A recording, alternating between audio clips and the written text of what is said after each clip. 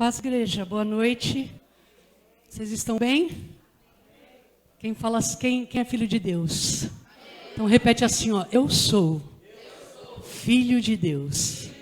Amém? Deixa eu me ajeitar aqui. Hoje nós vamos falar sobre um tema bastante gostoso: destruindo cativeiros. Amém? Quem tem cativeiro para destruir nessa noite? Eu tenho. Nós temos, né? Nós vivemos um mundo em que estamos sempre sendo preparados para vencer algumas lutas na nossa vida, no nosso dia a dia. Mas o cativeiro que eu quero falar hoje é um cativeiro que tem aprisionado a igreja em lugares muito distantes daquilo que às vezes a pessoa imagina. Existe um cativeiro que nós vivemos ele por atitudes do presente, mas existem cativeiros que são muito antigos e que em muitas situações a nossa memória ela nem registra mais, porque ela caiu no seu subconsciente, no teu inconsciente, e o teu inconsciente de alguma forma neutralizou essas memórias. E o que eu queria compartilhar com vocês, eu nunca posso deixar de falar esse versículo. Quando eu falo de libertação, se eu não entender que se Cristo me libertar, verdadeiramente eu serei livre, eu não consigo falar de libertação. Eu não consigo falar de reino espiritual. Então, eu preciso sempre dizer para mim e para você: Cristo é o meu libertador. Amém? O tema que me foi proposto hoje, ele está na pauta dos nossos 100 dias de consagração. E esse tema vai fazer o quê? Vai fazer com que nós tenhamos uma ampliação da nossa visão do mundo espiritual. E vai trazer para nós tudo aquilo que está oculto, tudo aquilo que está escondido. Hoje eu não trouxe nenhuma imagem, mas todos devem imaginar o que é um cativeiro. Cativeiro, aprisionamento, cela, né? Lugares escuros. E isso acontece na vida das pessoas. Isso não só acontece na vida de quem não é crente, de quem não teve alguma experiência com Jesus. Isso acontece na vida de pessoas que estão dentro da igreja. Amém?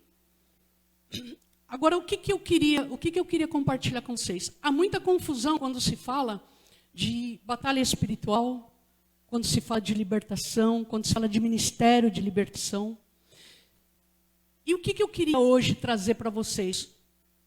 Quando Jesus trouxe a ficha de Satanás para nós, o que ele diz? Que Satanás, ele é mentiroso e ele é o pai da mentira. Então existe muita mentira sendo trazida para dentro das igrejas, quando se fala de libertação e de cura. Então, o que eu quero hoje trazer luz para a nossa vida, para o nosso ministério como igreja, que tem um chamado nesta área, é entender que nem tudo que se prega está na Bíblia. Então, se eu não entender a batalha espiritual através da palavra de Deus, eu vou entrar numa zona de conflitos desnecessários. E eu falo porque eu tenho aprendido muito nesses anos. Eu falo que nós com Cristo, com a palavra de Deus, nós nos aperfeiçoamos todos os dias. Nós aprendemos todos os dias. E a batalha espiritual, se ela não estiver pautada na Bíblia, ela se torna heresia.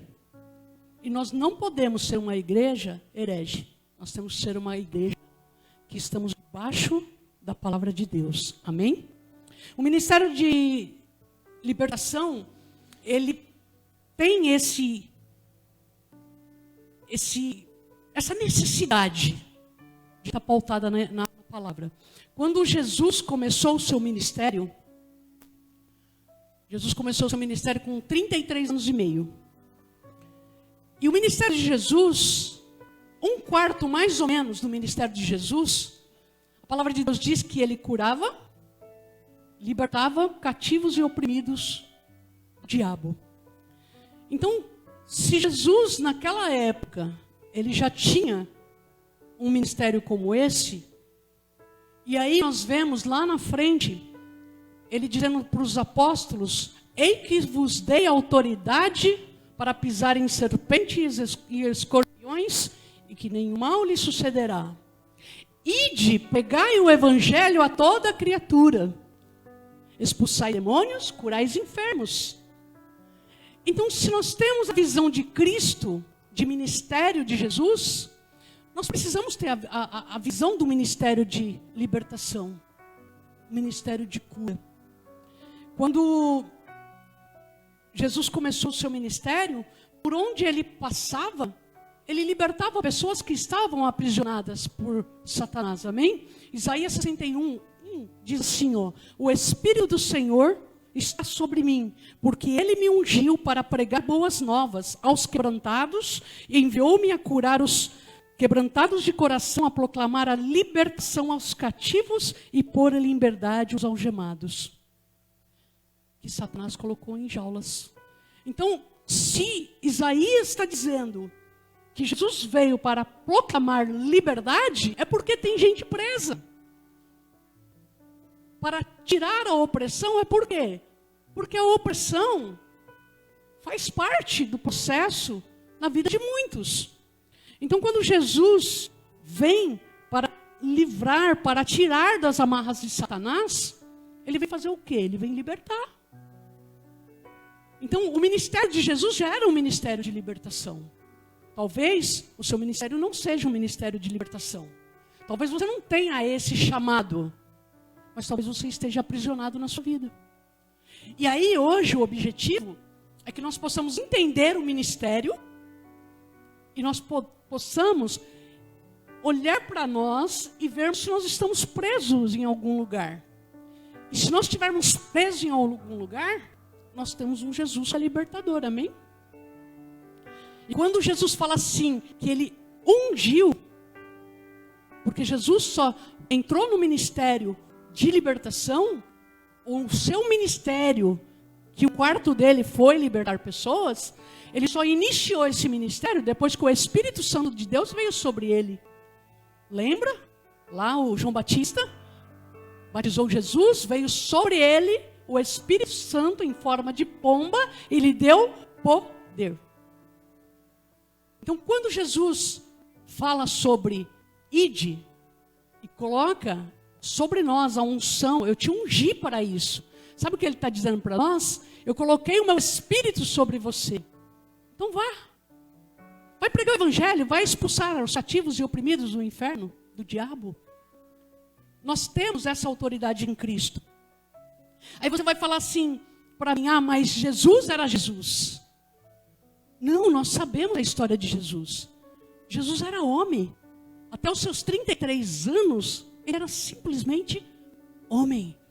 Homem santo, que se separava do mal. Ele era um homem santificado. Amém?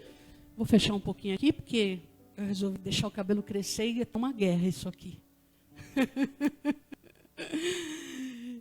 E quando Jesus começa esse seu ministério, ele acontece de uma forma poderosa. Por quê? Porque tinha o Espírito Santo dele sobre, o Espírito Santo sobre ele. E eu tenho o Espírito Santo sobre mim, você tem o Espírito Santo sobre você. Então nós podemos ter um ministério que Jesus teve com poder e autoridade. Amém? Aí você vai me perguntar: Beth, por que nós precisamos falar sobre libertação numa igreja evangélica? Nós aceitamos Jesus. Nós temos Jesus como nosso Senhor e Salvador. A gente vê na igreja. Né? Para muitas pessoas a gente fala assim: quem é Deus para você? Ah, Deus é meu tudo. Deus é a minha força, é a minha fortaleza. Deus é, né? Deus é tudo, né? Mas hoje nós precisamos entender e olhar para Deus como Deus Pai. Deus Paizinho, Deus Papai. Aquele que cuida da gente. Aquele que nos ama incondicionalmente. Aquele que não olha para nós como um homem olha. E quando você fala assim: mas para que eu tenho que falar sobre libertação? Por que uma pessoa que está dentro da igreja precisa de libertação. Eu fiz aqui enumerei algumas coisas, mas tem muito mais do que isso. Porque dentro da igreja, isso é estatística, não tem como errar. 50% dos homens, 40% das mulheres tem algum nível de vício em pornografia. Dentro da igreja, nós somos pessoas que vivem na homossexualidade, na homoafetividade. Dentro das igrejas, nós temos prática de adultério. Dentro da igreja, nós temos pessoas com vício do álcool, da bebida, das drogas. Dentro da igreja, nós temos pessoas com compulsão sexual. Dentro da igreja, nós temos famílias tóxicas. Famílias que vivem em ambiente hostis. E que vão produzir uma geração que está se perdendo. E o que acontece? Hoje nós temos pessoas dentro da igreja que têm vontade de se matar, cometem um suicídio, tentam um suicídio, se mutilam. Nós temos dentro da igreja pessoas que foram abusadas na infância e que são presas em cárceres a vida inteira. Nós temos pessoas dentro da igreja que sonhou com um casamento para a vida inteira e foi abandonado. E nunca mais conseguiu se levantar. Nós temos pessoas dentro da igreja que foi traído. Nós temos pessoas dentro da igreja que alguém fez algo mal para ela e essa pessoa nem está mais aqui nesse mundo. Mas nem depois de morta, as pessoas conseguem liberar o perdão. Eu não estou falando dentro da nossa igreja, eu estou falando na igreja do Senhor Jesus Cristo. Isso se aplica à igreja. Por que falar de libertação na igreja? Nós temos pessoas na igreja que têm vícios em jogos de azar. Nós temos pessoas na igreja que foram consagradas a demônios, a santos católicos, que levou uma carga espiritual para a pessoa que ela não precisava ter. Nós temos dentro da igreja pessoas que não nasceram no evangelho. Quem acha que nós temos motivos demais para falar sobre libertação? Levanta a mão. São muitos, né? Nós temos grandes motivos. E quando Jesus, ele nos denuncia aquela ficha de Satanás, que ele veio para matar, roubar e destruir, nós entramos numa visão de que Satanás não quer que você tenha um casamento difícil. Satanás não quer que você tenha uma família triste. Satanás não quer que você tenha uma vida cruel, que você tenha uma vida de dificuldades financeiras. Satanás, eu tenho que entender, você tem que entender que Satanás quer me matar, quer te matar. Satanás não quer te destruir pela metade, ele quer te destruir por inteiro. O desejo de Satanás é levar minha alma e a sua alma. Mas aí eu olho e falo assim, Deus, a palavra de Deus diz que ele não tem prazer na morte do ímpio. E como que eu vou fazer para não perder essa guerra? Porque se eu tenho que entender que existe cativeiros na minha vida, pode ser que não tenha. Mas raramente isso acontece, né? Porque nós estamos num processo de santificação. E o processo de santificação a gente vai ter todos os dias. Quando o cárcere nos aprisiona, normalmente esses cárceres começam na infância. Esses cárceres começam na casa, na família. E quando um espírito imundo entra nesta pessoa, quando um espírito governa esta pessoa, só tem uma forma dele governar. É quando dentro da casa tem iniquidade. Eu vou te dar um exemplo. Existem problemas familiares que eles se repetem. Então, o meu avô bebia. Meu pai era cachaceiro. Eu sou manguaceiro. e o meu filho toma todas. Né? Aí você fala assim, isso é maldição familiar. E eu quero hoje começar a quebrar alguns paradigmas sobre libertação. Não existe maldição hereditária. Quando a palavra diz que o Senhor visita a iniquidade dos filhos, dos pais aos filhos, Ele não está dizendo que Ele visita a maldição hereditária. Iniquidade são pecados repetitivos. Iniquidade é dizer que eu estou desrespeitando as leis de Deus. Então, se meu pai é cachaceiro, se meu avô é alcoólatra e eu decido não beber, acabou, não existe maldição. Eu costumo dizer que maldição sem causa não prospera. O meu avô era estelionatário, ladrão, e eu aprendi com ele a levar uma vida fácil. Então eu aprendo a roubar, eu aprendo a matar. Mas se o meu filho entender que isso é errado e decidir ir por um novo caminho, a maldição acaba aí. Não existe maldição hereditária, existe pecados de iniquidade que vão se repetindo, se repetindo, se repetindo. Por isso que eu digo, se nós conseguirmos entender por onde esses pecados, por onde essa guerra espiritual entra sobre as nossas vidas, eu vou começar a ter uma visão espiritual mais clara, mais transparente daquilo que eu preciso fazer para vencer o meu inimigo. Nós já estamos no terceiro bate-papo sobre batalha espiritual, sobre libertação. E isso vai fazer com o quê? Com que nós tenhamos uma construção de mente descauterizada. E a ideia é justamente essa. Porque se eu conheço o meu inimigo, é mais fácil de lutar contra ele, amém?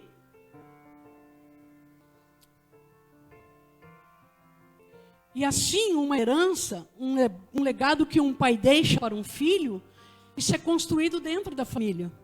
A exemplo, um pai que é agressivo, um pai que é dentro de casa, grosso, cavalo, que tem vícios, uma mãe autoritária, um filho que olha tudo isso, qual que é a probabilidade dele ser um marido igual o pai dele é? Qual a probabilidade dessa mulher, filha, ser igual à mãe?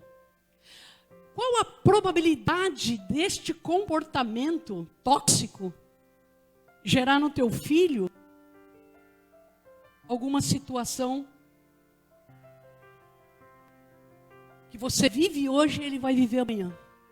Dentro do seu casamento, dentro da sua casa, dentro do seu relacionamento. Em Ezequiel 18, ele vem falar sobre os pecados dos pais que não vão ser colocados sobre seus filhos. Então, lá no 18:2-4 diz assim, ó: tão certo como eu vivo, diz o soberano Senhor, ninguém voltará a citar este provérbio tão popular em Israel, pois todos me pertencem, tanto o pai como o filho me pertence. A pessoa que pecar, esta morrerá. Lá no 30 diz assim: e por isso vocês serão julgados, ó povo. Eu mesmo julgarei cada um segundo as suas próprias ações. Palavras do soberano. Arrependam-se, abandonem os seus pecados. Essa é a única maneira de escapar do castigo, do pecado e da maldade. Livre-se de todos os pecados que vocês vêm cometendo há tanto tempo. Assim vocês ganharão um coração novo e um espírito novo. Então eu preciso olhar para esta construção, porque o cativeiro, ele é uma construção. Sabe o que leva uma pessoa a identificar o seu cativeiro? É você olhar para a tua vida e falar assim, olha, o que na minha vida não está legal? Não vai para frente. Eu dou, sei lá, vida financeira. Eu ganho 10 e perco depois 15. Eu começo a crescer, eu caio. minha vida espiritual. Eu começo a caminhar, daqui a pouco eu desanimo. Eu não consigo olhar mais para o meu esposo como antes. Aquele amor já não é mais o mesmo. Eu bebo, eu brigo, eu sou descontrolado, eu tenho vícios de jogos, eu sou impaciente, eu tenho problemas de compulsão sexual, eu minto. Existem várias formas da gente identificar. E aí, é aquela autoanálise que eu preciso fazer. Porque se eu fizer essa autoanálise e começar a encontrar e identificar esses cativeiros e esses quartos escuros em que eu estou preso, eu tenho o quê? Eu tenho um Jesus. Eu tenho um Jesus que Ele é o libertador. E eu, na presença do Senhor, ser livre é um tempo, é um processo. E vai acontecer. E aí eu vou poder viver o quê? Vida em abundância. Amém? Ninguém vive no pecado porque quer. Sabia disso? Às vezes a gente fala assim, fulano é sem vergonha. Fulano não pode ver uma mulher, sai com todo mundo. Aquela menina, vixe, ela saiu com um jacuí inteiro. Aquele cara, já traiu a esposa com a fulana, com a beltrana. Não vale nada. Não é assim que a gente fala? Nosso homem interior é assim, nós somos julgadores e maus. Mas eu queria te dar uma boa notícia. Dentro deste homem ou desta mulher, existe um demônio. Ninguém quer pecar. Quem levanta aqui de manhã e fala assim, não, hoje eu vou escolher o que eu vou pecar. Que pecado que eu vou escolher? O que eu vou fazer hoje? Eu acredito que ninguém faz isso. Ao contrário, muitas vezes quando nós pecamos, nós nos entristecemos. Nos arrependemos, mas não temos forças para lutar muitas vezes contra o pecado. Mas o pecado, ele existe. Ninguém quer pecar. Quem gostaria de ter uma vida santificada? Todo mundo. É tão difícil lutar contra isso, né? Quem é de hoje não gostaria de olhar para si como cristão e dizer assim, não, hoje eu estou parecendo com Jesus. Porque este é o princípio e o desejo do nosso Deus, que nós sejamos parecidos com o Filho dele. Quando Jesus cura aquele homem possesso, aquele lunático, que está lá em Isaías 12, 22, a palavra de Deus diz que ele era cego e que ele não podia falar. E quando os fariseus ouviam acerca daquele milagre, disseram que ele expulsava os demônios por Belzebu, príncipe dos demônios. E Jesus responde aos fariseus que um reino dividido acaba em ruína e uma cidade ou uma casa dividida contra si mesmo, ela não prospera. Belzebu, ele é colocado, ele é denunciado como o príncipe dos demônios. E ele é denunciado tanto no Velho Testamento como no Novo Testamento. Esse tipo de príncipe das trevas, ele atua em falsas religiões, em seitas, incredulidade, no engano, na religiosidade, nas heresias, na idolatria e no ocultismo. Agora, o que eu queria compartilhar com vocês? Existem demônios que eles atuam. Então, o demônio, ele tem funções. Tá? Vou te dar um exemplo. Demônios que têm nomes e funções. Quem já ouviu falar em Mamon? Mamon, bastante gente. Mamon é um deus da riqueza.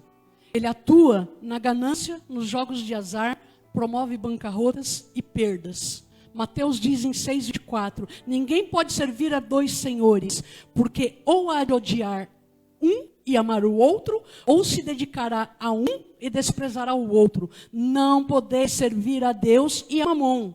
Em outras versões, não podeis servir a Deus e as riquezas. Então, esse demônio atua nas finanças. Segundo demônio, Moloque. Moloque é um demônio que recebe sacrifícios humanos. Lá no reinado de Acás, no reinado de Manassés, eles queimavam seus próprios filhos em sacrifício a esses demônios. E como que esses demônios hoje recebem esses sacrifícios? Ainda na era em que nós vivemos, nós temos pessoas que sacrificam crianças para demônios. Nós temos pessoas que abortam. Esses demônios são ofertados com abortos. Eles se alimentam de sangue. Em Levíticos 18:21 diz que não oferecerá a Moloque nenhum dos teus filhos, fazendo passar pelo fogo, e nem profanarás o nome do seu Deus.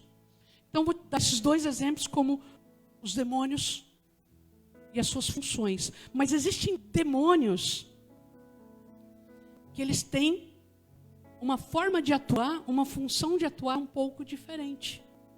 O espírito de covardia, ele é uma função. Vocês estão conseguindo me compreender?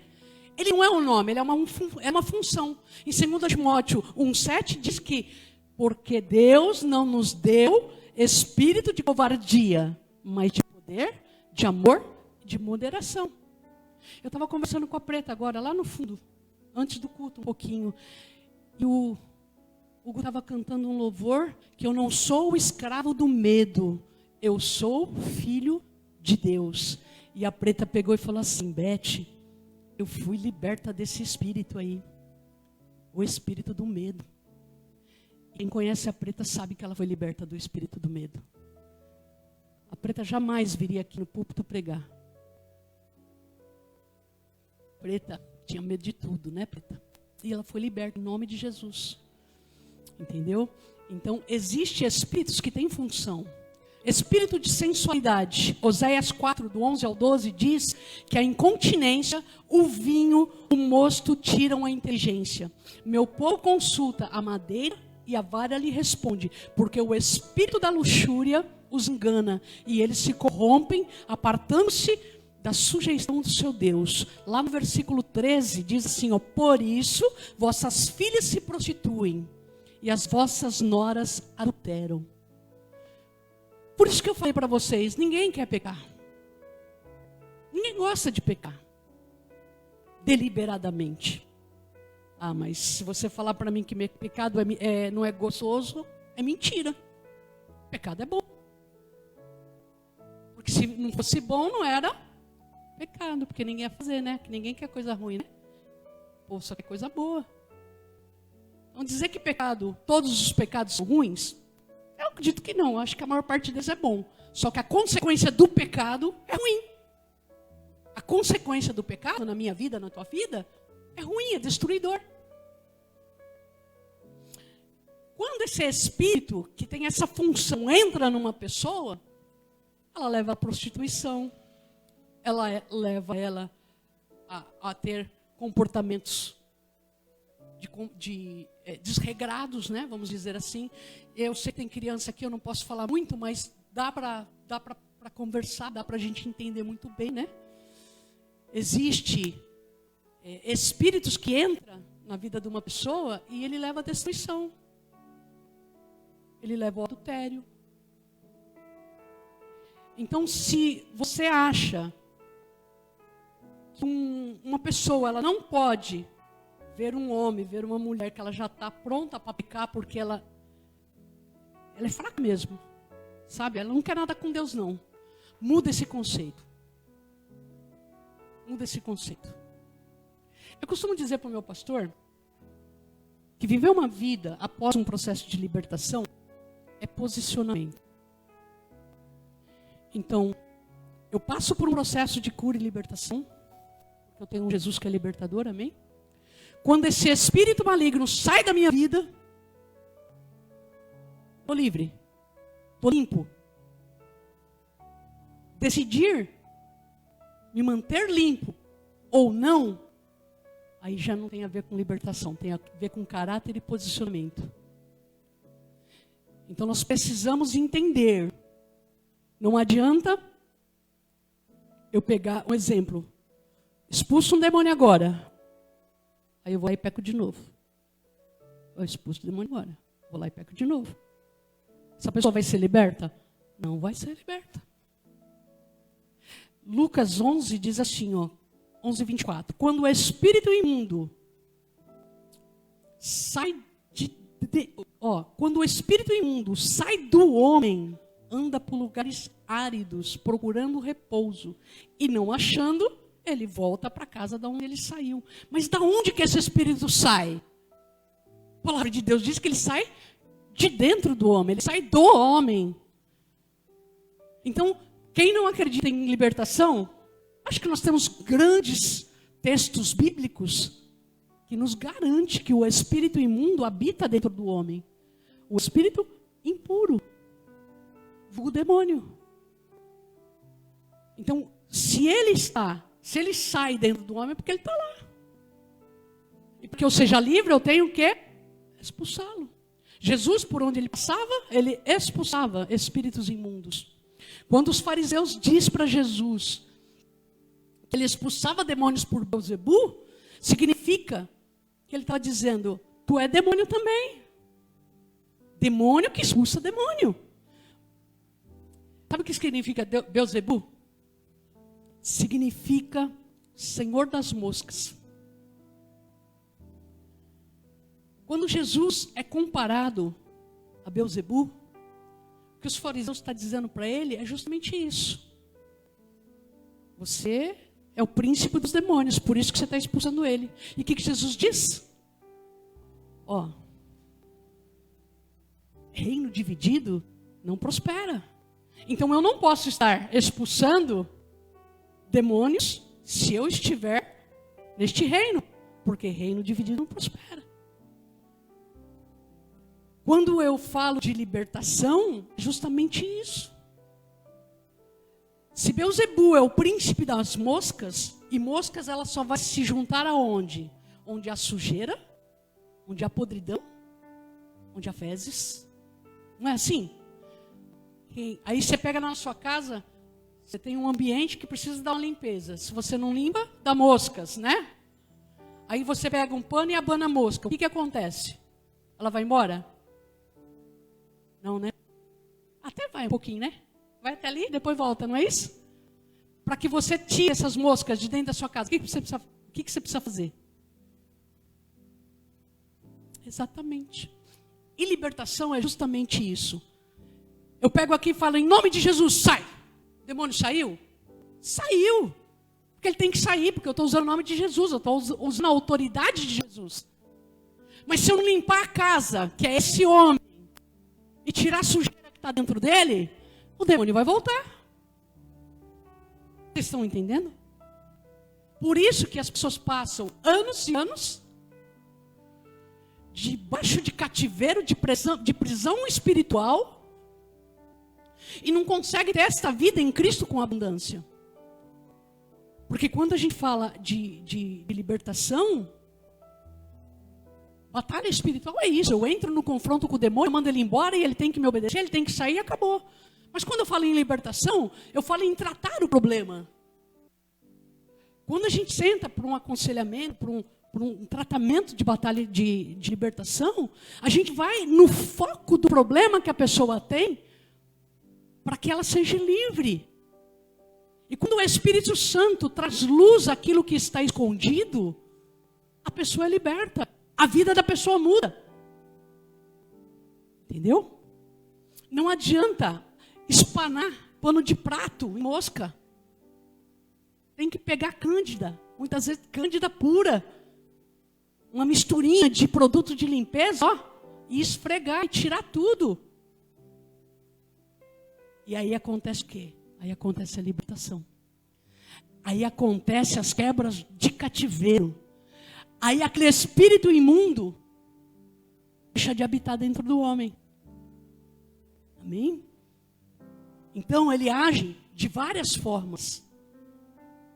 E se eu começo a ter essa visão de que ele age de várias formas, e que se eu expulso um demônio, isso não é libertação. Expulsar um demônio não é libertação. Batalha espiritual. Então eu estou lutando, eu sei, vou usar a Kika como um exemplo. Eu estou olhando para a Kika, eu estou vendo que tem um demônio na vida dela. E eu vou confrontar aquele demônio. Demônio, em nome de Jesus, sai agora. O demônio vai sair. Nós tivemos uma experiência domingo passado. Meu pastor estava aqui pregando e percebeu que tinha uma pessoa que não estava bem. No mundo espiritual ele viu, tem demônio. E o que nós fizemos? Orando e o demônio saiu. Isso é batalha espiritual. Agora, libertação não é isso. Libertação é tratar os motivos desse cárcere. É tirar a pessoa deste cativeiro. É tratar essas feridas, esses traumas. A igreja resiste muito, né? A igreja desse século resiste muito. Mas a igreja do Senhor Jesus já fazia isso há 2000 anos atrás. Agora a heresia entrou nas igrejas e tornou um ministério complexo e cheio de dúvidas. Mas se eu trouxer o ministério para a palavra, eu estou no ministério de Jesus. Ministério de libertação é ministério de Jesus Cristo.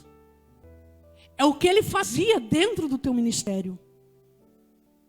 Lá em Atos 10, 38, diz assim, ó, vocês naturalmente sabem que Jesus de Nazaré é um ungido por Deus, com o Espírito Santo e com poder, e ele viveu fazendo bem e curando todos que estavam dominados pelo diabo, porque Deus estava com ele. A palavra de Deus diz que conhecereis a verdade vos libertará. Jesus é o libertador. Não existe pastor libertador. Não existe pessoa libertadora. Não existe gente que liberta. Eu não liberto. Existe sim uma pessoa que tem um chamado específico para a libertação. Mas quem liberta é Jesus. É só Jesus que liberta.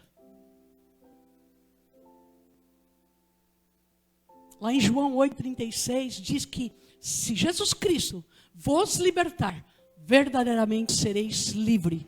Se ele não entrar em meu favor e em teu favor, nós não vamos sair do cativeiro. Mas para que ele entre em meu favor e ao teu favor, nós temos que nos despojar do velho homem. Nós temos que entender que o nosso orgulho, a nossa autossuficiência, a nossa altivez tem que cair por terra. Eu tenho que me humilhar para que ele possa crescer na minha vida.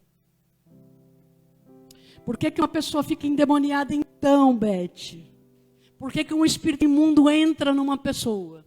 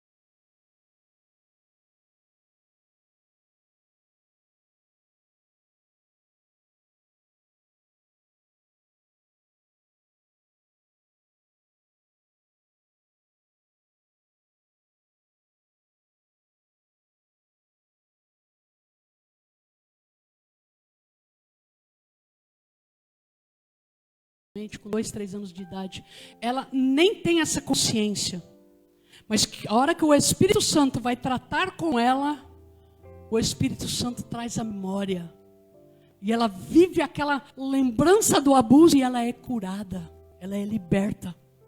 Nada dá certo para ela, ela não tem uma vida sentimental boa, ela é uma pessoa depressiva, ela é uma pessoa angustiada, ela se sente rejeitada. Quando o Espírito Santo traz à luz esse trauma e tira ela desse cárcere, sua vida transforma. Eu quero fazer um relato de alguns casos que eu atendi.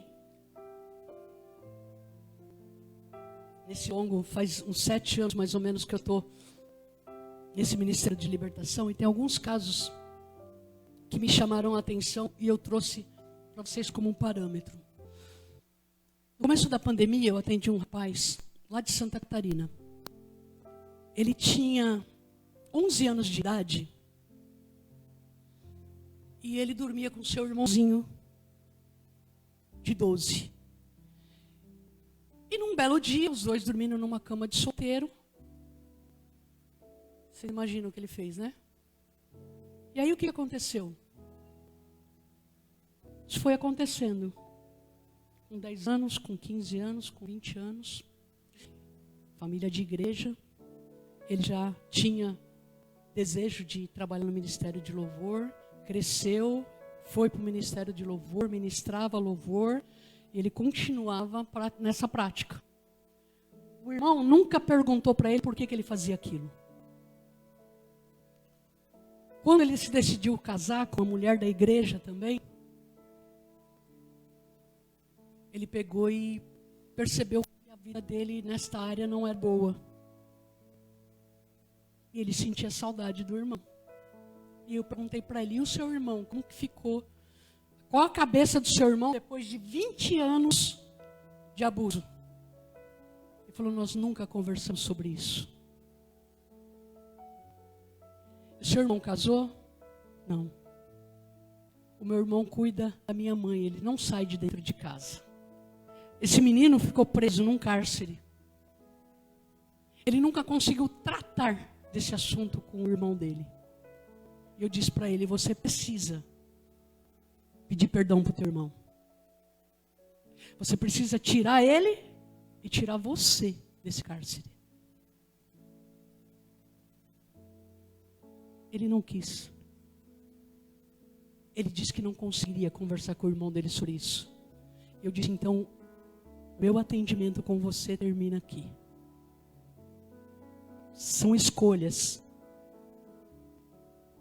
Dá para entender? Eu atendi no seminário uma menina. Ela tinha 9 anos quando ela foi abusada pelo seu irmão e por 2 amiguinhos. Voltaram do colégio. A mãe trabalhava, o pai trabalhava e eles tinham a função de chegar, fazer almoço, esquentar o almoço e almoçar. E os 2 amiguinhos entraram na casa e foram passar a tarde com eles, o irmão e a irmã. E o amiguinho veio com uma brincadeira de ela tirar a roupinha, né? E ela foi abusada pelo irmão e pelos 2 amiguinhos. E ela se tornou lésbica. Fazia 20 anos que ela estava nessa vida. E eu tive a oportunidade de saber que a vida dela foi transformada, porque depois ainda eu fiquei naquele ministério participando das libertações e ela esteve lá depois de 1 ano e confirmou a cura dela. Quando essa mulher foi ministrada, ela dizia que ela tinha nojo de homem. Ela falou, mas o nojo é tão grande que eu não posso chegar perto de um. Ela estava presa num cárcere. E Jesus libertou. Eu atendi uma vez um rapaz, um jovem. O pai dele era pastor. E ele tinha 11 anos quando ele, na parte externa da casa, olhou pela janela e o pai dele estava vendo pornografia. E ele ficou olhando aquilo. Já faz 15 anos, fazia 15 anos que ele estava preso na pornografia. Porque ele achou que pornografia era normal, porque o pai dele era pastor, ele estava vendo. Ficou preso no vício da pornografia. Então o que eu estou querendo te dizer? Que as coisas que acontecem nas nossas vidas nos prendem para a vida inteira. Eu fiquei presa 22 anos num cárcere, mas Jesus libertou. Nós, quando falamos de pessoas que vivem os cárceres, tem um outro rapaz que ele era filho de pastor também, ele foi abusado na infância. mas passou pelo processo, continuou na igreja, casou. A noite de núpcias ele não conseguiu consumar o casamento e fazia 1 ano que ele vivia com a esposa dele e ele não tinha consumado o casamento. Mas ele amava aquela mulher. Ele chorava, ele falava assim, eu amo a minha mulher. Ela é a mulher que eu sonhei, que eu esperei todos esses anos no Senhor para casar. Já fazia 1 ano. Ele e a esposa estavam no seminário. 1 ano eles não conseguiam consumar o casamento, porque ele não conseguia. É cárcere. Então, gente, a libertação é lidar com as causas desses problemas, é lidar com as causas dos espíritos imundos que entram nas pessoas por causa destes problemas. E quando Jesus liberta aquele menino, aquele lunático, que ele diz, olha, Jesus, vai e não peque mais, para que coisa pior não te aconteça.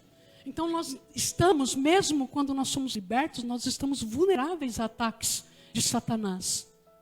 Porque a palavra de Deus diz que o inimigo anda ao derredor buscando quem possa tragar. E quando ele busca quem possa tragar, ele busca quem está disposto a pecar, para que ele possa voltar de novo, amém? Quando a gente pensa em trabalhar com libertação, eu sei que aqui tem algumas pessoas que têm isso no coração, de trabalhar com libertação, de ajudar pessoas. Se você não tiver amor e compaixão, esse ministério não serve para você. Não trabalhe nesta área de ministração, de cura e libertação, porque você vai ver coisas que talvez você nunca pensou em ouvir na sua vida. Mas a tua compaixão, o teu amor, é que vai fazer a diferença neste ministério, nesse chamado. Então, você tem que se encher. Você tem que se encher do Espírito Santo. Você tem que se encher do amor de Deus. Você tem que se encher de compaixão.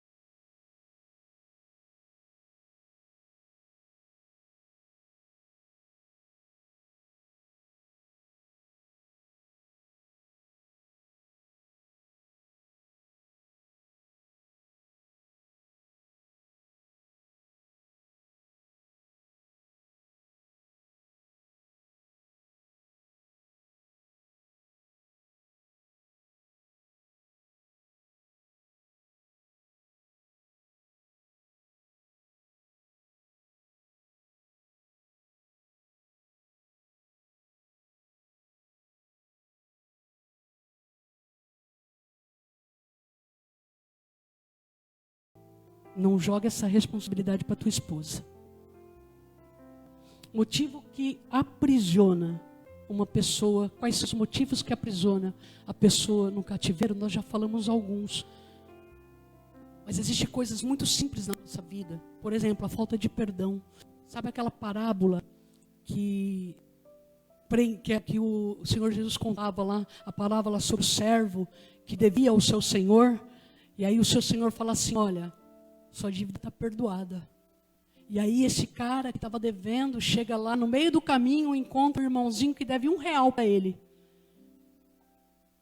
Ele cobra, ele diz, não, você tem que me pagar, e ele não perdoa a dívida. O que a palavra diz? Que ele acaba se prendendo, ou melhor, perdendo, né, o perdão que ele teve do seu Senhor, e o Senhor faz o quê? O prende. Por quê? Porque ele não teve a compaixão e o perdão que ele recebeu. Então, peraí, eu recebi um perdão de R$10.000 de dívida, mas eu não pude perdoar o meu irmão com R$10 de dívida. Então, a falta de perdão te leva a cativeiros espirituais. A inveja leva a gente a cativeiros espirituais. Sabe a Saul, quando o rei Davi, depois de uma guerra, saiu e a mulherada cantava assim, Saul matou 1.000, né? Saul matou 1.000, mas Davi matou milhares. Sabe o que aconteceu com Saul ali? Saul sentiu inveja de Davi. E sabe o que Saul trouxe para a vida dele? Espírito de morte. Porque na história do rei Saul, nós vemos que Saul fez o quê? Se suicidou. Olha o que a inveja levou Saul, ao ponto que a inveja levou Saul ao suicídio. O que eu quero que você entenda é que ninguém consegue sair de um cativeiro, de uma prisão espiritual, sem um libertador. Ninguém entra nessa jaula porque quer. Você entra nessa jaula sempre porque teve uma transgressão. E sozinho é muito difícil. É muito difícil. Quando Lucas escreve lá no livro de Lucas 11, 1, 10, 13, ele fala sobre aquela mulher que andava 18 anos encurvada. Ela era enferma.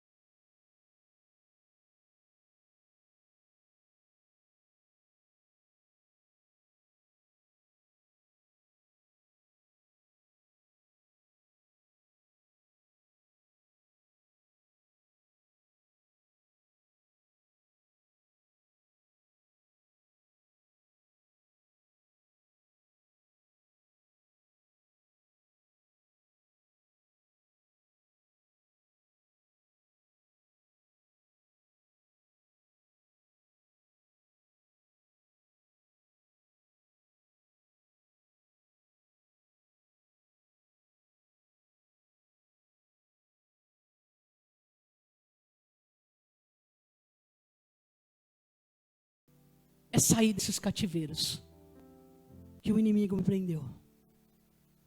Quando eu saio deste cativeiro que o inimigo me prendeu, eu começo a ter liberdade. Liberdade em Cristo é a coisa mais maravilhosa que uma pessoa pode viver. É a plenitude da bondade de Deus. É a plenitude do amor do Pai.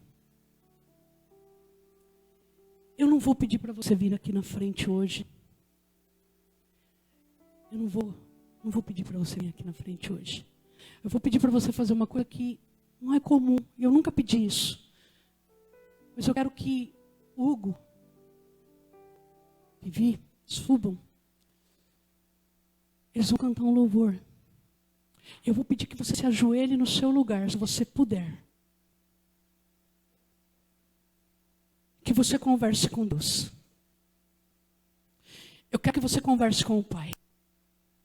Eu quero que hoje você chame Ele de papai. Paizinho. Eu quero que você entregue isso tudo para Ele. Só você e Ele, o seu secreto. E se tem coisas que te aprisionam e que você não entende, eu quero que você fale assim para o papai. Papai, revela para mim, papai. Revela para mim o que está dentro de mim. Revela para mim em que cativeiro que eu estou preso e que eu não consigo sair. Amém? Eu quero que você fique à vontade. Eu quero que você se ajoelhe no seu lugar. Se você não puder se ajoelhar, abaixe a sua cabeça. Fale com o papai. Fale com o papai. Hoje é noite de cura neste lugar. Hoje é noite de libertação neste lugar. E o Espírito Santo de Deus vai tocar na tua vida hoje com poder.